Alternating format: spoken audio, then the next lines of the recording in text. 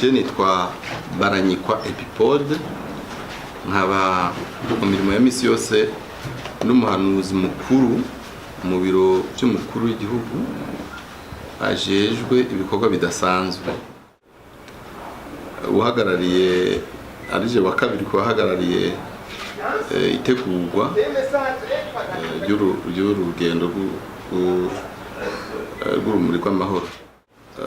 Urumuri rw'amahoro igice cya 12 uyu mwaka wa 2018 n'ijambo ry'intangamarara ritangura ibi bikorwa.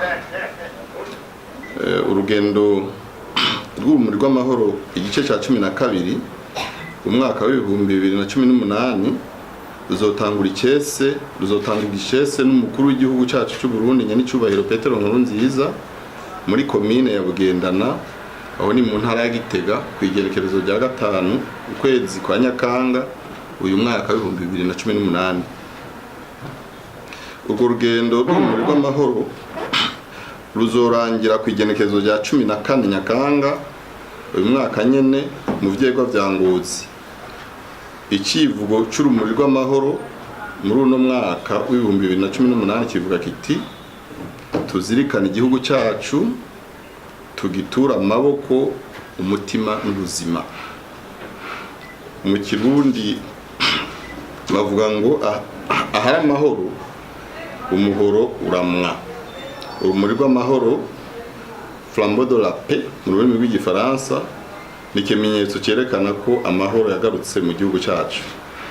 Icyo kimenyetso gitembera mu ntara zose kugira ngo gitsimbataza ayo mahoro abarundi baronse bayanyotewe. Kirahimiriza kandi abarundi kwijukira ibikorwa by'iterambere. Iciyumviro cy'urumuri rw'amahoro tugisanga mu nkino mpuzamakungu Jeux Olympiques ingene zatanguye mu gisagara ca Athènes, aho ni mu gihugu c'Ubugiriki ca kera. Izo nkino zarafasha mu kwibagira ingorane z'ubuzima z'ico gihe. Urumuri rw'amahoro mu Burundi rwatangujwe na nyanicubahiro Petero Nkurunziza umukuru w'igihugu cy'u Burundi mu mwaka wa 2006. Inyuma y'umwaka umwe gusa Petero Nkurunziza yimitswe mu mabanga yo kurongora igihugu.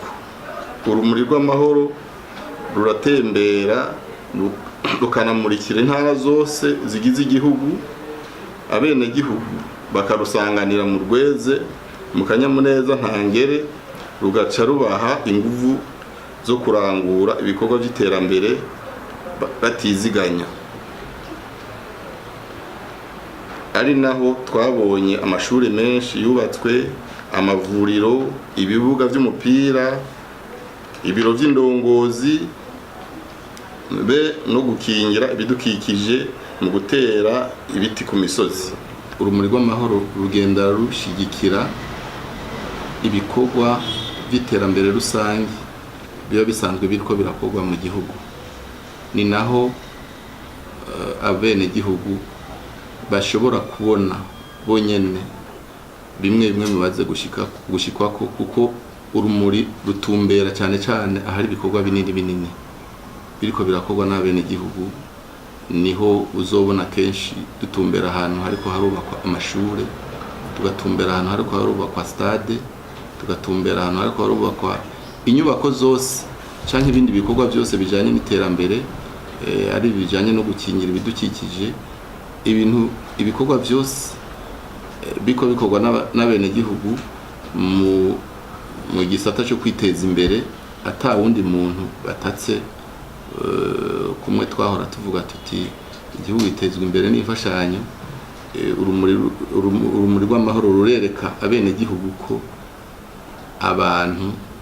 abarundi bashobora gukora ibikorwa batarindiriye ko imfashanyo zinda kuva mu makungu. Turasaba ko dufatwa mu mugongo. Bikunda gushika rero iyo turiko twatanguye, turabona bamwe batuzanira imifuko y'isima, abandi bakatuzanira iferabeto, abandi bakanadufasha mu buryo bwo kwiyunguruza. Twise iyo sima urayiduha kuko dukora ibikorwa biri novuga ko bigenda biratera imbere uko iyo dutanguye hari ababimenya kubera ko nk'ubu mwakoze muza gukora iki gikorwa cyo kubamenyesha, ariko turanaterereza imaze gukorwa ni ibikorwa byinjira mu bindi. Flambeau de la Paix yonyine ntitangura igikorwa ngo abari izoza kugiheza. Flambeau de la Paix ishigikira ibikorwa byose biriko birakorwa muri rusange, ni bijanye n'iterambere rusange, iza gushigikira ivyo biriko birakorwa. Nk'uyu mwaka mfashe akarorero kari hagufi, nk'uyu mwaka twateguye kuzoshira isima mu birasi 15 mu ntara, kuzosakara ibirasi bishika 15 mu ntara. Urumva ko ni urugero rw'intererano imwe mu zindi zamaziba uko umwaka utashe.